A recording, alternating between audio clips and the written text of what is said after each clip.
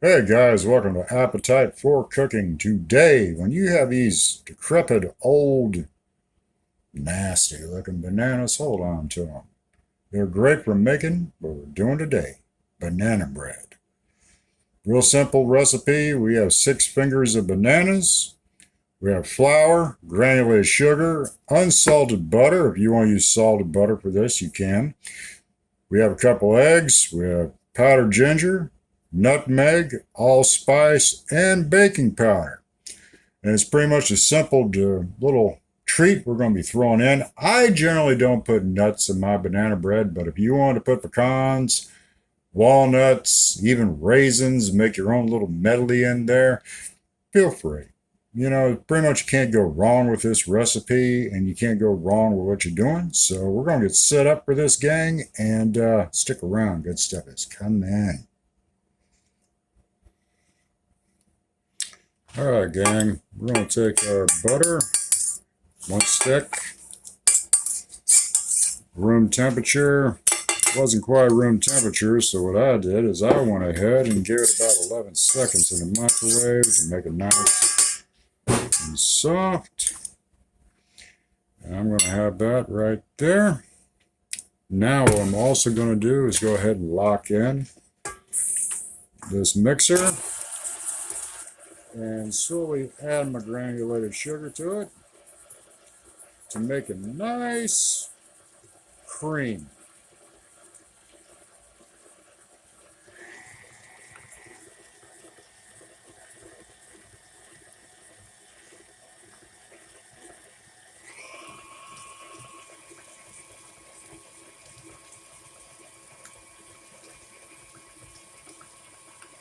You can see it's starting to puree nicely, cream up nicely. Let it all work in.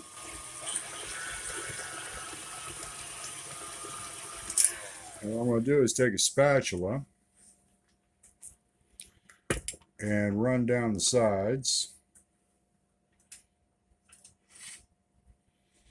And that way I get everything incorporated. Always scrape the sides of your bowl. Make sure you get everything incorporated nicely. Lock your mixer. Give it another shot. And there we go. Now, next thing we're going to do, gang, is we are going to go ahead and add our eggs into this. Get your couple eggs, one at a time. Go ahead and pop them in.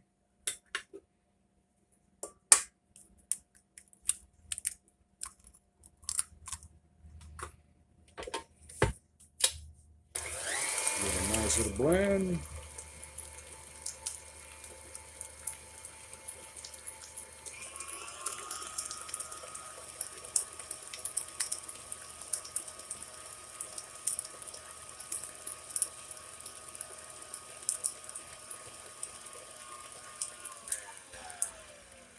And there you go. Now it's banana time. So I'm going to take my fingers of bananas here. Now, as ripe as these bananas are, I may or may not need to go ahead and pre-puree these. Sometimes you can. You don't always have to. But I'm going to be busting these up here into pieces.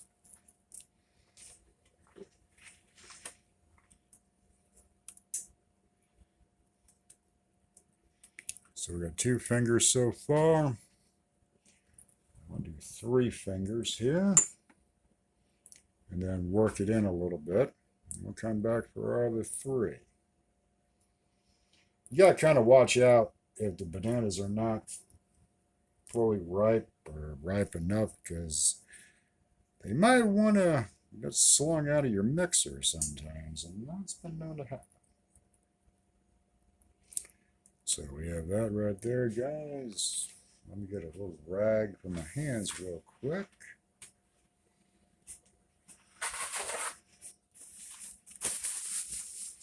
And we'll see how this does. Put it on low. Let it start blending in. Oh yeah, I think that's going to be lovely. You can see it's wanting to incorporate quite nicely into the batter. So we'll go ahead and knock out the other three. Just break it into pieces. Toss it in there, guys.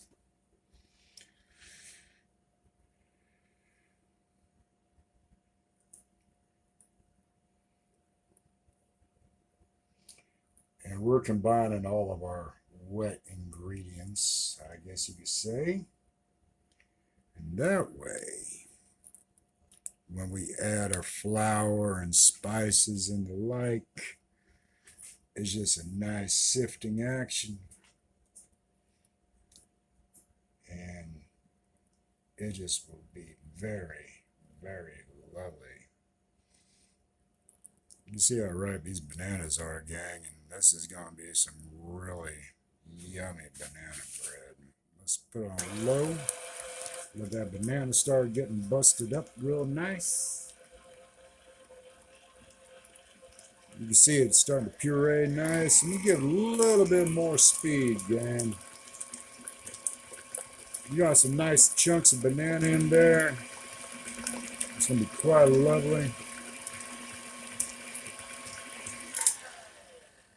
And that's going to be about right for what we want to start anyway. So what I'm going to do is I'm going to take off that mixing attachment real quick.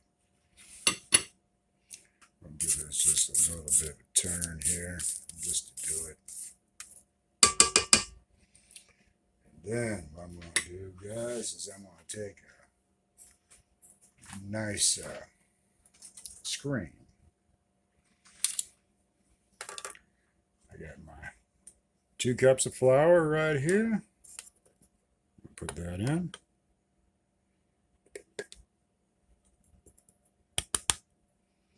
And then I'm going to go ahead and put in my spices. There goes the allspice. There goes the ginger. There goes the nutmeg. And the baking powder. And generally what I like to do is take a spoon. A lot of times. And you just take a spoon and you just work it around your screen a little bit. Just like this. You can also shake it if you want. That works well too. But a lot of times this will do the magic right nicely, gang. A little spoon action right there. And there you go with that. We'll set this to the side right here. And we'll go ahead and put our attachment back on. And we will start incorporating flour to batter. Really get a nice blend going on.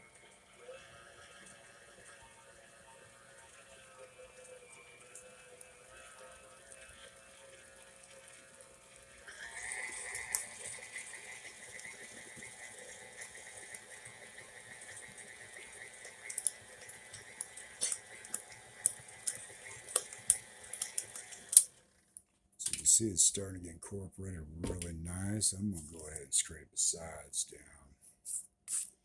That way I know I'm getting it all in there. And I think you'll find it's going to be quite lovely. Lock it back out.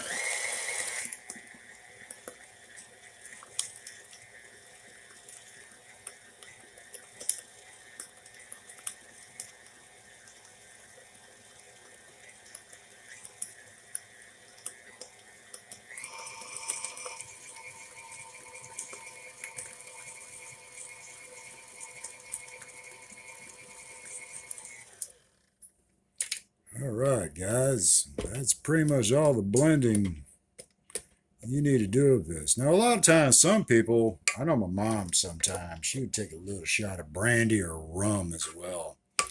So you'd have the richness of the bananas, but then you'd also have a little hint of a little something else in there. You want to try a little bit of a variation on your recipe. So there's all kinds of things you could do on these recipes if you want to go your own way with them as well, guys. We encourage everyone to be as creative and put your own mark on it. That's an important thing to do. So we're going to come back here in a second and we're going to show you the pan we're about to put this into. All right, you can see we have us an average, I guess this is an average bread pan right here. And this ought to be enough to fill it. What I did was I just sprayed some oil on there and took some flour and put it on there. So we're going to come in and we're going to go ahead and put our lovely banana bread mixture into this pan. Banana bread will rise a little bit, but for the most part, it's a thick batter. So it's more in tune with baking a heavy old world cake. So you'll get a little bit of a rise out of it, guys, but you're not going to get the massive bread rise like if you were doing a yeast activated bread or set of rolls or something of that nature. So if you fill this thing up to half or 3/4, whatever you choose, and that is perfectly fine. You don't have to worry about all kinds of too much bread for your pan and the like that sometimes bakers encounter.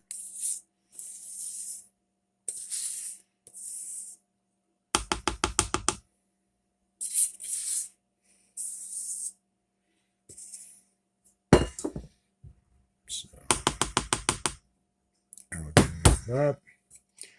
And just give it a nice little bump.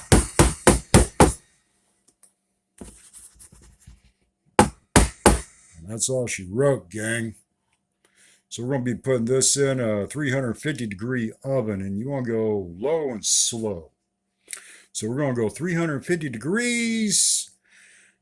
You're probably going to be looking around 45 to 55 minutes, but once you hit about 30 minutes in, go ahead and take you a skewer or a knife blade and start checking for this to be ready to pull out, because every oven is different.